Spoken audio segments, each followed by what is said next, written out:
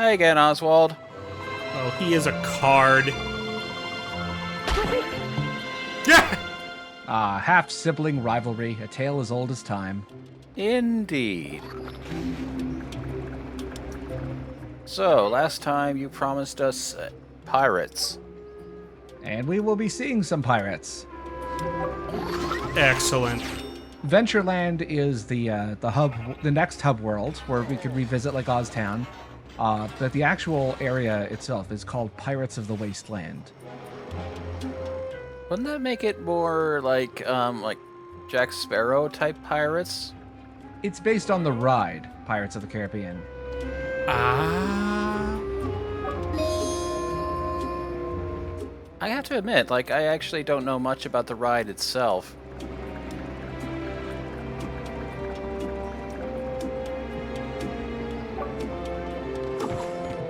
What exactly inspired them to make a really harsh and gritty film series based on what was basically a kiddie ride at an amusement park? Yeah, Lindsay Ellis used to have an excellent video about that, but I think she took it down. The story behind the production of that is actually part of a book we've referenced before, Disney War. There's a brief section about that. Basically, it was a huge gamble for the studio that basically it was only made at all because I think it was a pet project of Jerry Bruckheimer's. Well, I guess it makes more sense than whatever the motivation was for things like Jungle Cruise and what are some other rides that have been turned into movies that are only Brother Bear. Yeah. Brother Bear, which came out a couple of years after. Anyway, this is based on Jungle Rhythm from 1929. Not really one of the more well-remembered, or I'll admit it's not a very good short. It's just Mickey wanders into the jungle and has a concert with the animals. I mean, that is pretty like when it comes to cartoon shorts, you don't necessarily need to have the deepest of plot lines. I mean, the lack of plot wasn't the issue. It's just, I mean, some of the gags are kind of weak, and it's basically just an excuse to have monkeys dancing along to Strauss's Blue Danube and Turkey in the Straw. So it was like Fantasia before Fantasia.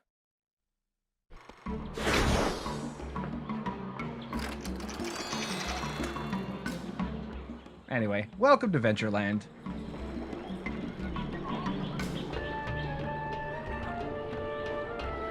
There's a lot of vertical surfaces to the level design in this place, which I kind of like. I see.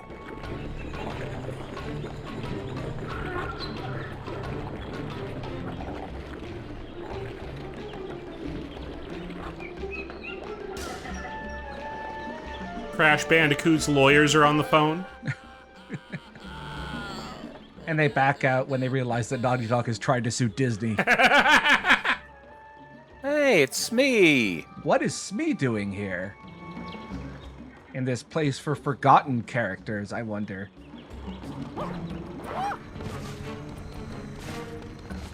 This is also the point in the game where some sort of flag is triggered in the background and you suddenly start seeing green e-tickets. Those are drops worth 30. I see. Alright, is there something super expensive that we're working our way up to? There are a few. Also, I forgot to mention it, but when we had that upgrade before, we've upgraded our capacity to 5,000 e-tickets. I think it was at 1,000 before.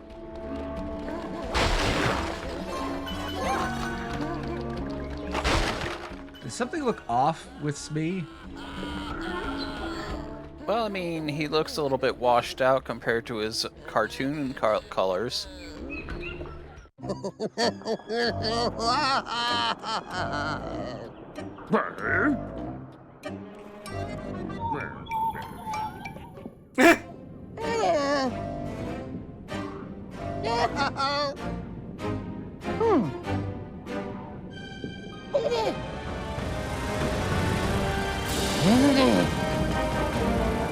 I'm just realizing this looks a lot like that new Monkey Island game.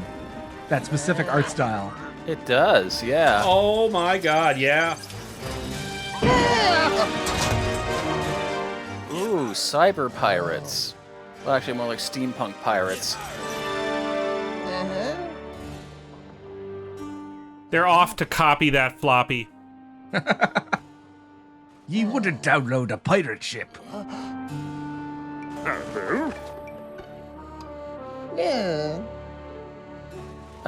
No offense there, Smee, but the pirate crew was never exactly that disciplined or particularly competent.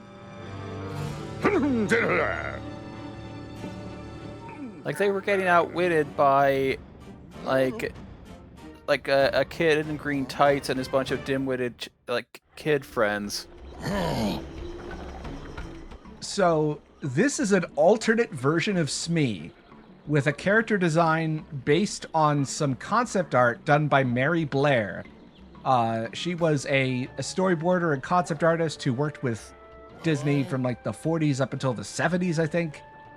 She is one of the most influential voices for the art style of the classic Disney films. And you can tell mainly because Smee's shirt is red instead of blue, and it has a different style of stripe.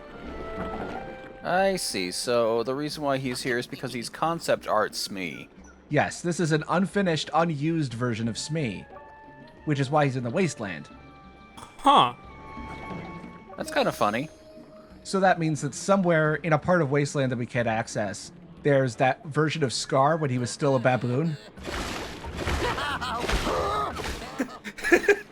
I kind of find it also funny that they're specifically mentioning Tortuga. Like it's like they're trying to weld together two separate pirate properties with no real care for how well any of the continuities actually meld. Plus the spooky forest eyes from that one scene from Snow White, apparently. When it comes to justifying stuff in universe, it's good to keep in mind that anything that looks like a Disney property you've heard of is probably some sort of knockoff or replica that Oswald made out of jealousy. Which means that Disney gets to sue Oswald for copyright infringement. Oh no. Maybe that was part of the deal. They bought his rights back, and in exchange they wouldn't sue.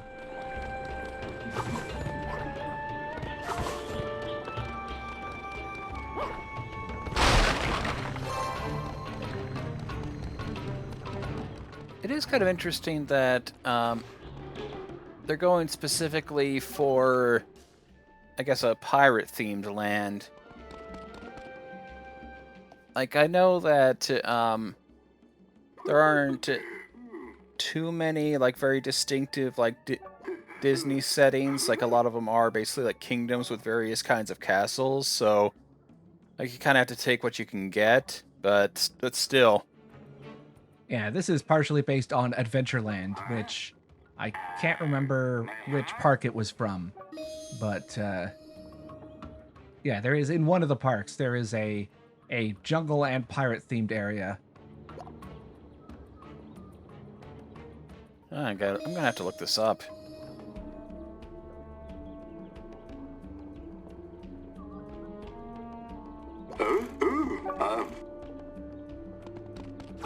So this is one of the side quests that we have to do in order to get access to the rest of the Pirates of the Wasteland area.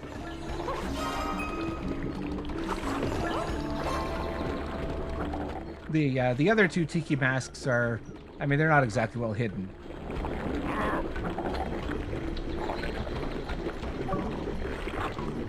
Oh yeah, Adventureland these days, they have the Indiana Jones adventure, the Jungle Cruise, the Enchanted Tiki Room. Check out Antonio here. Levitating. No, hold on, wait. Actually, maybe we'll watch it later. But I think there's another one of Oswald's animatronic friends. Oh. Oh. Yeah, just as terrifying as before.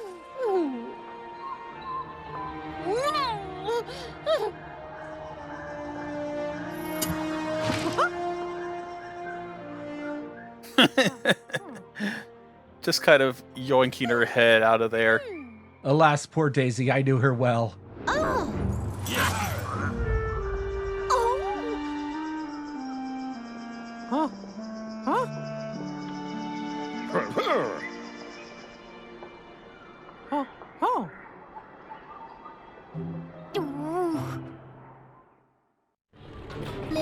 Ooh. She's getting sassy pants. Well, I mean, she always was. Like, that's Daisy. Yeah. In each action area, we will now be collecting parts for the various animatronics. It's not just Goofy. But oh, hey, the chicken Antonio. He actually can levitate. Amazing. I can totally see the strings.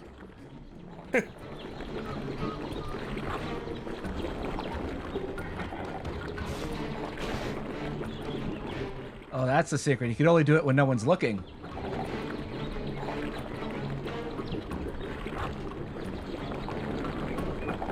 This is the extended version of the bean scene from Blazing Saddles.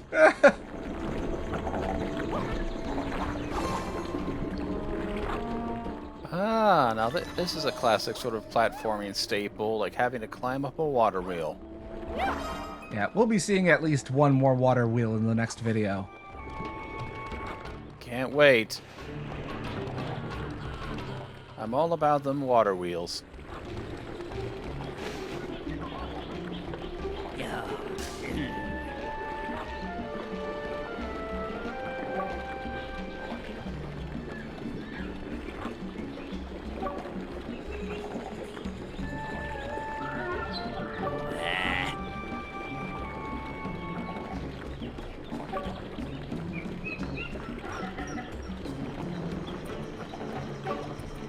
Oh no, Damien Salt has a particularly interesting side quest, let's say. Looking forward to seeing that later in the video. I wonder how you unhypnotize somebody. Does it involve violence? Well, if you're going the thinner path. That's kind of a stretch, but you could consider that a hidden Mickey of sorts.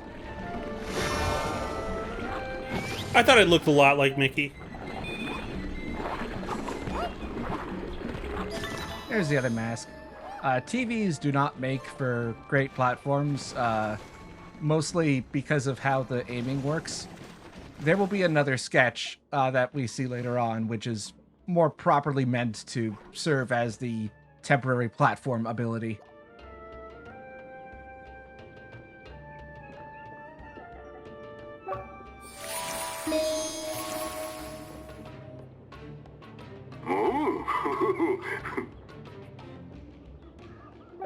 Oh boy, more fetch quests. Be still my heart. It's like everyone just is content to sit behind their desks and watch Mickey do all the work for them.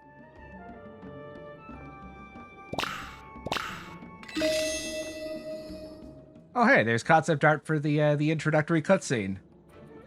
Oswald! Oswald, we have the evidence! Oswald!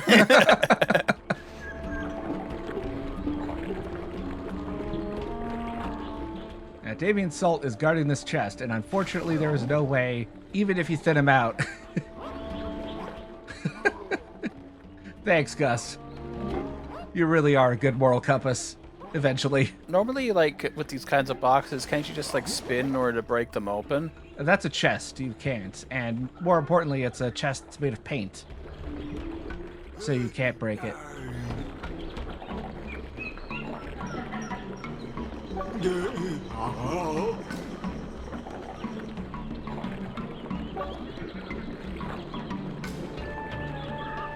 How is ice cream easier than flowers in the jungle, bud? Don't ask me. Then again, this is the theme park jungle, so probably like all you have is like vines and big old like leaves and things like that. Yeah, also remember these are cartoon characters. They don't need food, so it's probably just like a JPEG of an ice cream.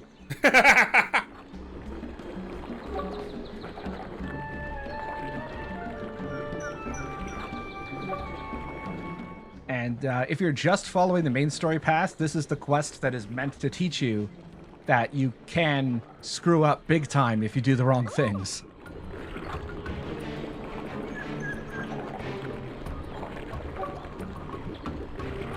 I love the outdoors. Flowers, trees, eyes looking at you from the trees. Oh yeah, like all the wonders of nature.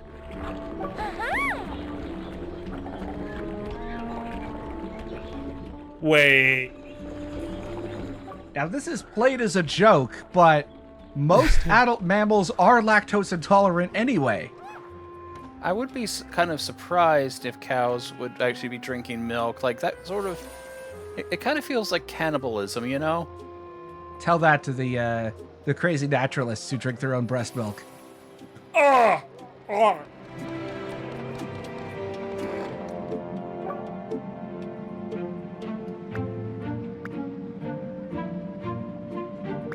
Anyway, we got an upgrade from the film vendor.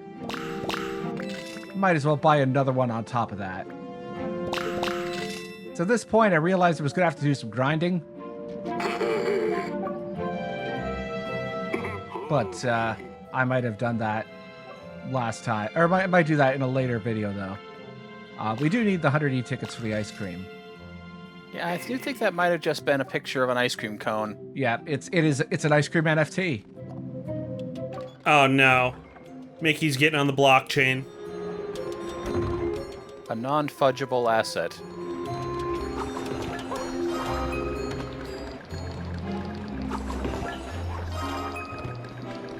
Yeah, as I mentioned before, it's like as soon as you go to Ventureland, it's a hard switch.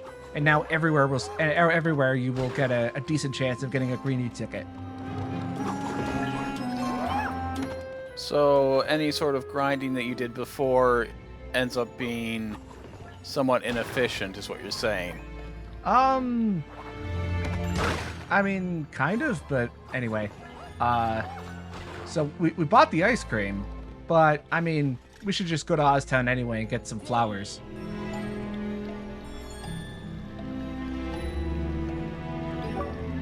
And don't worry, by the time of Epic Mickey 2, Goofy gets his vacuum back. Ah, thank goodness. I really was worried about that.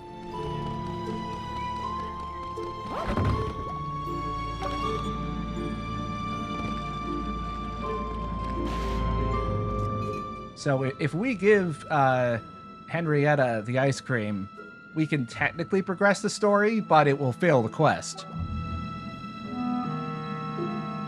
So instead, Clarabelle's going to help us out by pointing out some flowers. We can make a bouquet for Henrietta. Again, this is how, just like all the other quests, this is how the choice system works. There is always an option that is easy and straightforward, but will mess things up. And that if you actually want to go out of your way to please people, it will require a bit of extra legwork. I see. So the question I have is then, is that 150 e-tickets you dropped on the ice cream now completely wasted? If you're trying to do a completionist run or as close to it as possible, I mean, it gets you a pin. Sure, but if you get the bouquet on one playthrough, you'd have to get the ice cream on the other, just so that you could have a 100% save file. Which does mean that, you know, failing that particular quest is a part of 100%. so in order to do the game 100%, you have to also play it wrong.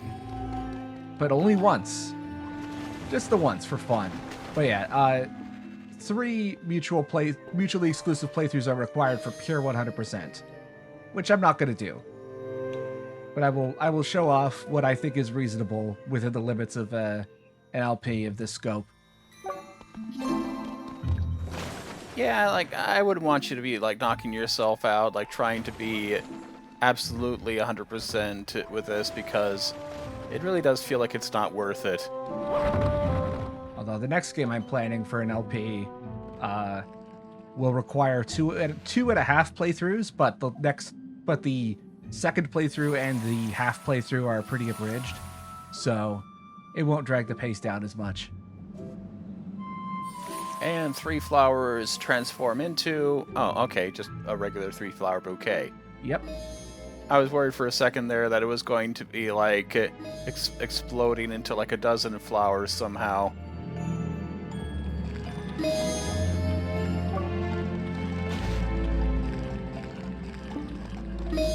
And she's really mixing that batter.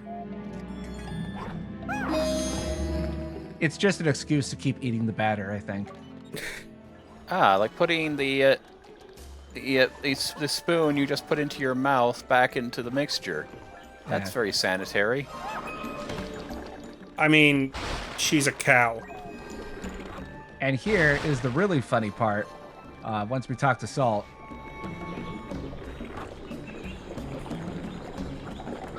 Even after gathering the bouquet, we can still give him the ice cream anyway. Well, yeah, if you're stupid. Yes, exactly.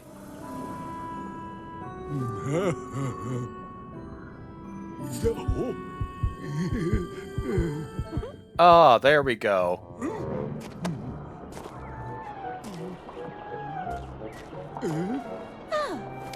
I was wondering when the shoe would drop on this bouquet thing. No! Gus, come on.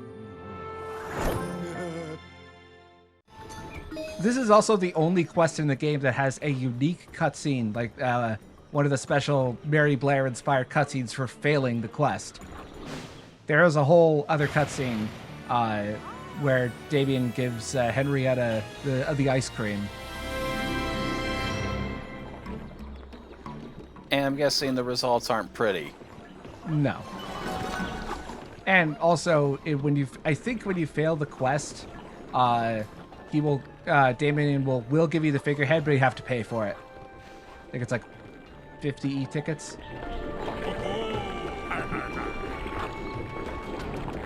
So in addition to dropping 150, you're also having to pay extra in order to get your figurehead.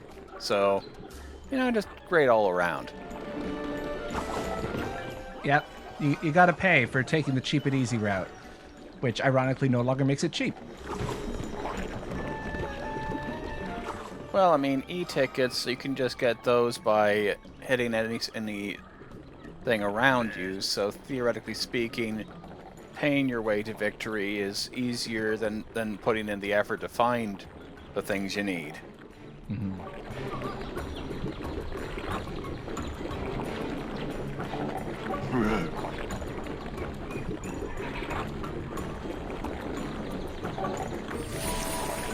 I had to actually look down for a second there, like, when he said he had no legs for climbing.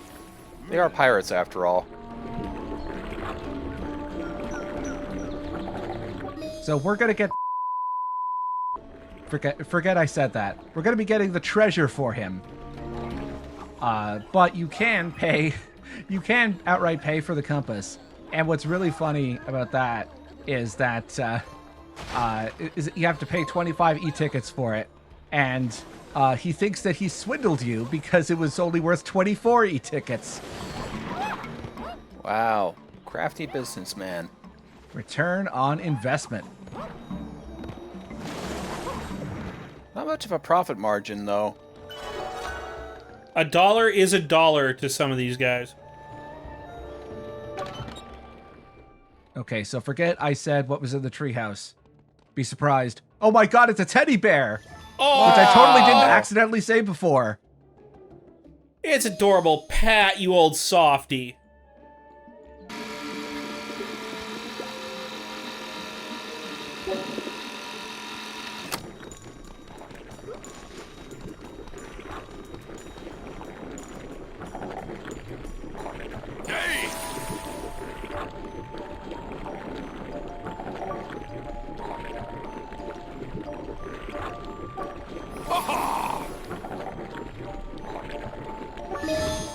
Yeah, that is kind of cute.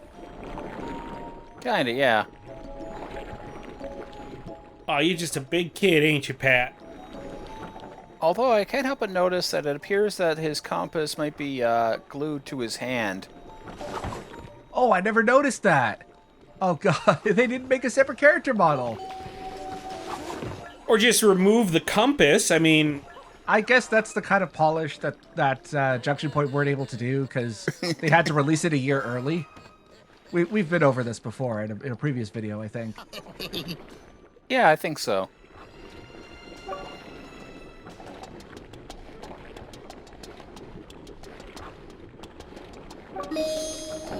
I've been playing this game almost since launch, and I never noticed that his compass never actually disappears. Oh. Well, you know, you learn something new every day.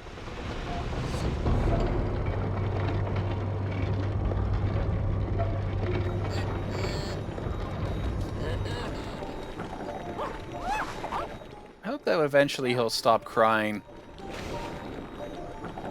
I hope so too. All right, there's a green e-ticket over there. This jump is actually pretty hard to make. And it's not really worth it, but I thought I'd show it off anyway. I'm getting flashbacks to the Tomb Raider games.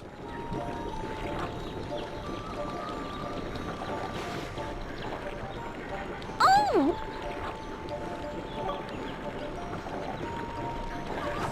Yep, there is an animatronic Donald who we will be meeting in the next hub area once we're done with Ventureland. Will the nightmares ever cease?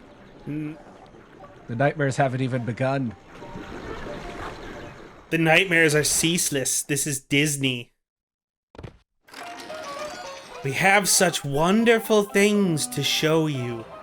So this projector is based on The Castaway from 1931. There's not that much notable about this cartoon, aside from being one of the first examples of Disney blatantly reusing animation, a tradition that had continued well into the Renaissance period for the 90s. Although, I guess for the animated shorts, it's a bit more excusable, since they were pumping out like one of these every 2 months or so.